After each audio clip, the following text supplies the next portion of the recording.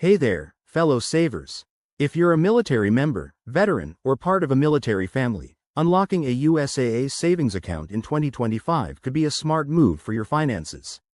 USAA offers competitive rates, great perks, and top-notch security tailored just for you. In this video, we'll walk through the steps to get your account up and running quickly and easily. First off, make sure you're eligible.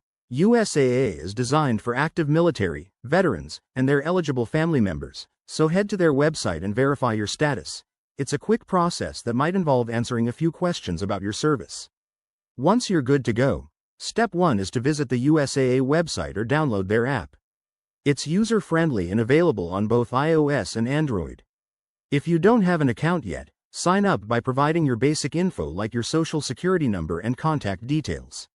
Expect a verification step, which could include a quick identity check via email or text.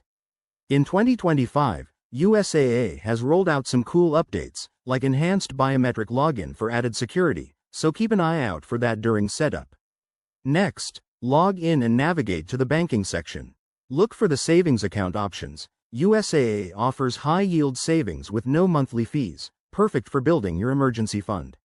Now, apply for the account. This usually involves filling out a short form, agreeing to terms, and linking a funding source like your checking account. Don't worry, it's straightforward and often takes just a few minutes. After that, fund your new savings account.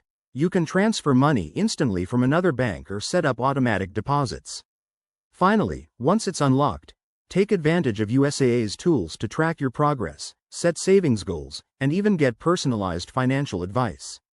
Remember, always prioritize security by using strong passwords and enabling two-factor authentication. There you have it. That's how to unlock your USAA savings account in 2025. If you follow these steps, you'll be on your way to better savings in no time. Thanks for watching, and if you have any questions, hit the comments below. Don't forget to like, subscribe, and hit that bell for more money-saving tips.